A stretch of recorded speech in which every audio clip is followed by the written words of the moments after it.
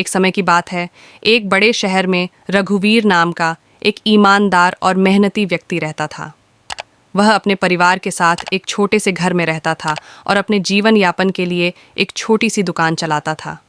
रघुवीर का जीवन कठिनाइयों से भरा था, लेकिन उसकी ईमानदारी और मेहनत के कारण उसका सम्मान पूरे शहर में था। रघुवीर की दुकान में ताज़े फल और सब्जियां मिलती थीं, जिन्हें वह स्वयं सुबह सुबह मंडी से खरीद कर लाता था। उसकी पत्नी सविता भी उसकी मदद करती थी और उनके 2 बच्चे आर्यन और नेहा स्कूल में पढ़ते थे। रघुवीर का सपना था कि उसके बच्चे अच्छी शिक्षा प्राप्त करें और जीवन में सफल हों। एक दिन जब रघुवीर सुबह मंडी से सब्जियां खरीदकर लौट रहा था, उसने देखा कि सड़क के किनारे एक बूढ़ी महिला बैठी है। वह बहुत ही कमज़ोर और भूखी लग रही थी। रघुवीर ने अपनी गाड़ी रोकी और महिला से पूछा, आप यहाँ क्यों बैठी हैं और क्या आपको किसी मदद की ज़रूरत है? महिला ने कहा, बेटा, मैं बहुत भूखी हूँ।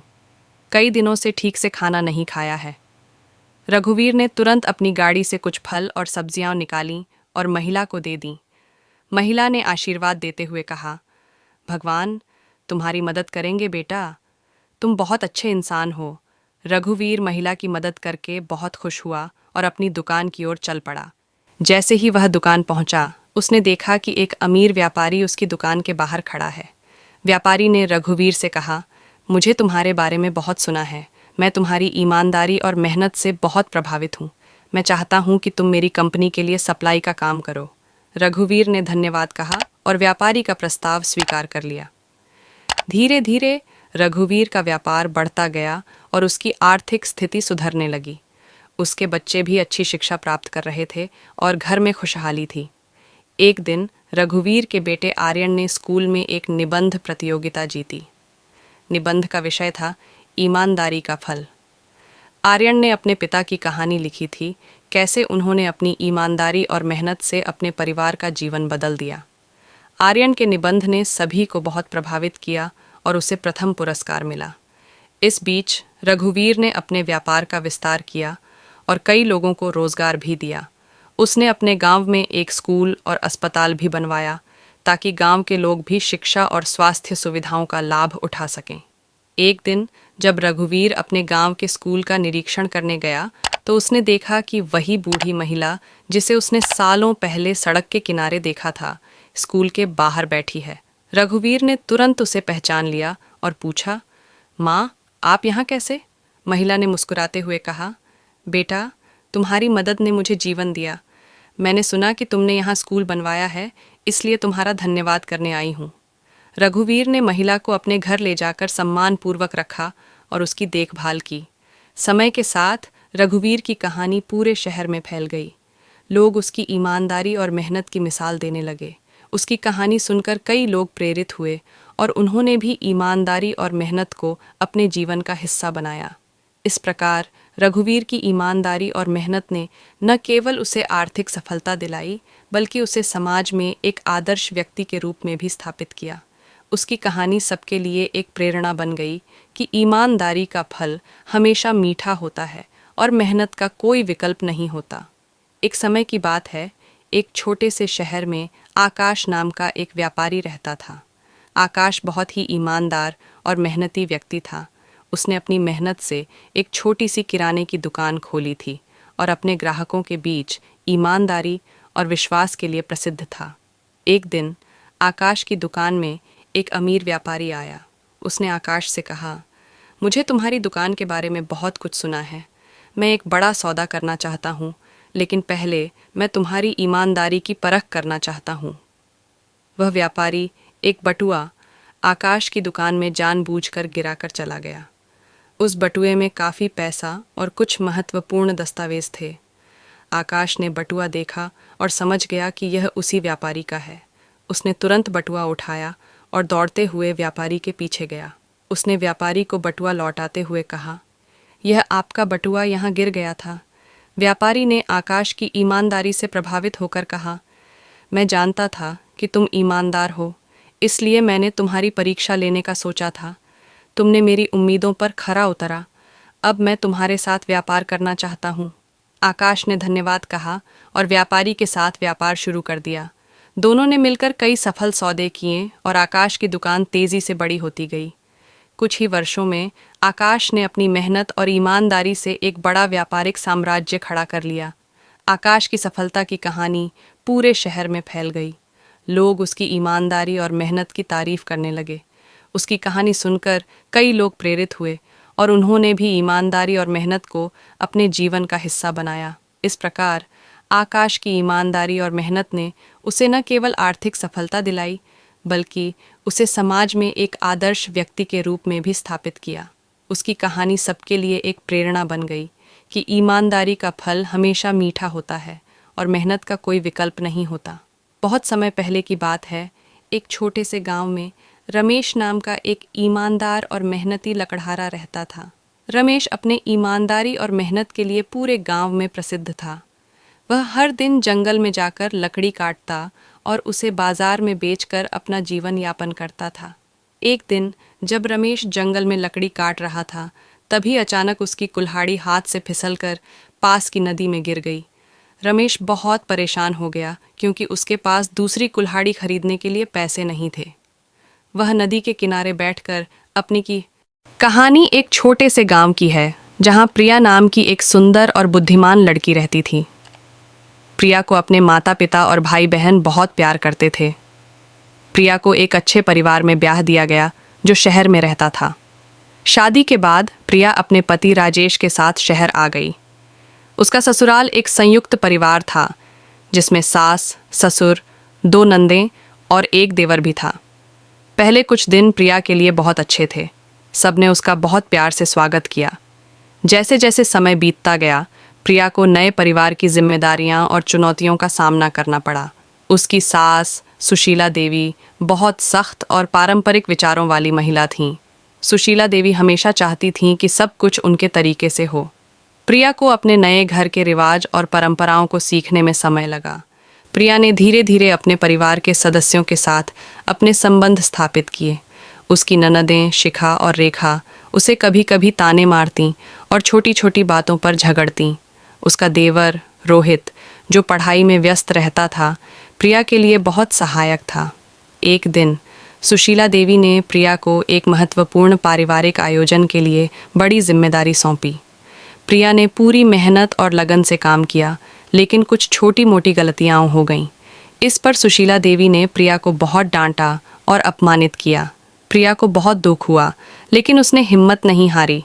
राजेश ने अपनी पत्नी को बहुत समझाया और उसे समर्थन दिया। उन्होंने प्रिया से कहा कि वह धैर्य रखे और धीरे धीरे सब कुछ ठीक हो जाएगा। राजेश के इस प्रेम और समर्थन से प्रिया को बहुत हिम्मत मिली। प्रिया ने अपनी सास को खुश करने और उनके दिल में जगह बनाने की कोशिश जारी रखी। वह हर काम को पूरी निष्ठा से करती और सभी की मदद के लिए हमेशा तैयार रहती। धीरे धीरे प्रिया की मेहनत और ईमानदारी ने सुशीला देवी का दिल जीत लिया। एक दिन परिवार में एक बड़ी समस्या खड़ी हो गई। प्रिया ने अपनी समझदारी और समर्पण से उस समस्या को हल किया और पूरे परिवार को एकजुट रखा। इस घटना के बाद सुशीला देवी को एहसास हुआ कि प्रिया एक बहुत ही समझदार और जिम्मेदार बहू है। समय के साथ प्रिया ने अपने परिवार में अपनी एक अलग पहचान बना ली। उसकी सास, नंदें और देवर सभी उसे बहुत प्यार करने लगे। प्रिया ने अपने प्रेम, समझदारी और समर्पण से परिवार में खुशियाँ और समरसता लाई। अंततः प्रिया ने यह साबित कर दिया कि एक बहू अपने प्यार और समझदारी से किसी भी परिवार को जोड़ सकती है और उसे खुशहाल बना सकती है। इस तरह प्रिया की कहानी हर उस बहू के लिए प्रेरणा है जो अपने नए परिवार में खुशियाँ और प्यार लाना चाहती है। कहानी की शुरुआत होती है एक छोटे से गांव से, जहां स्नेहा नाम की एक होनहार और आत्मनिर्भर लड़की रहती थी। स्नेहा पढ़ाई में अव्वल थी और उसके सपने बहुत बड़े थे। उसके माता पिता ने उसे अच्छी शिक्षा दी थी और उसकी हर इच्छा पूरी करने की कोशिश की थी।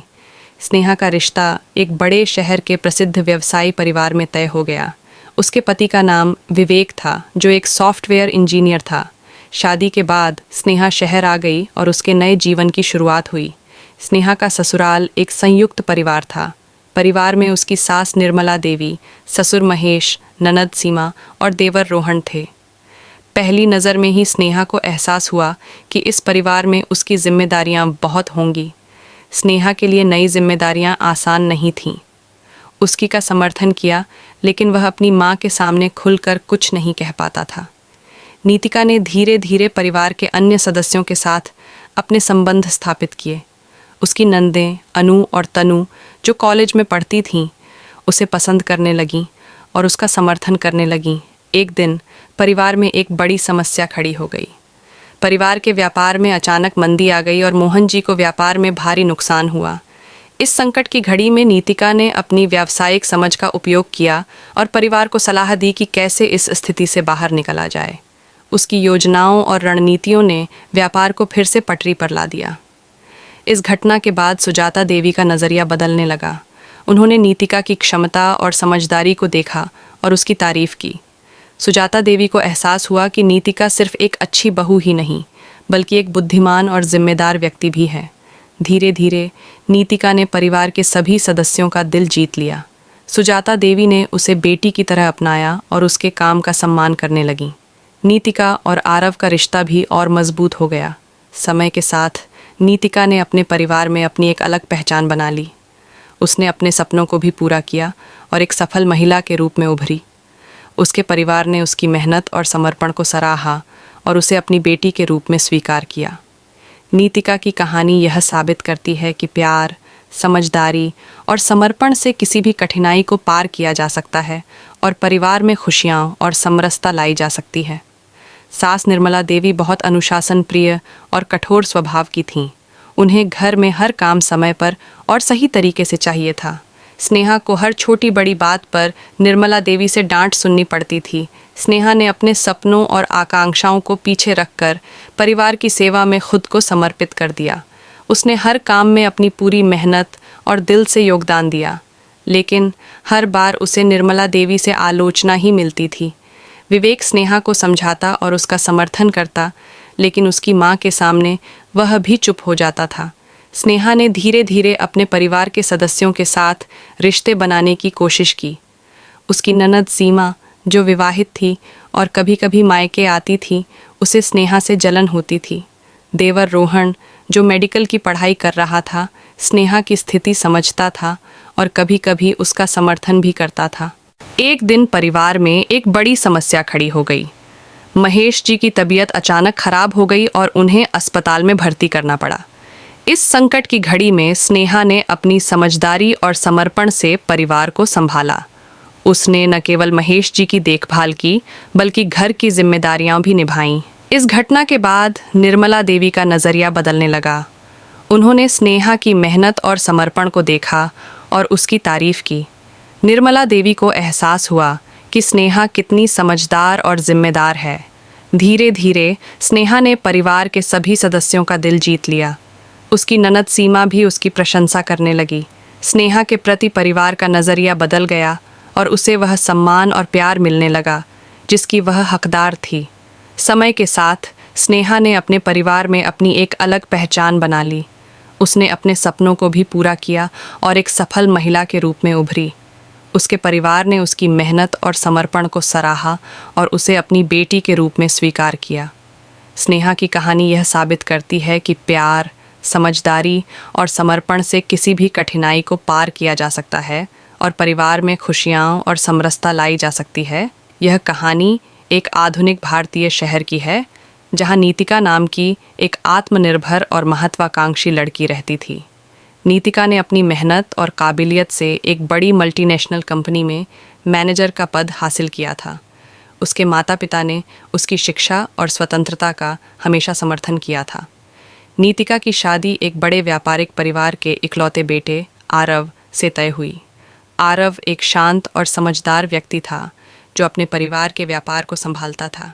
शादी के बाद नीतिका ने अपने नए जीवन की शुरुआत आरव के साथ की।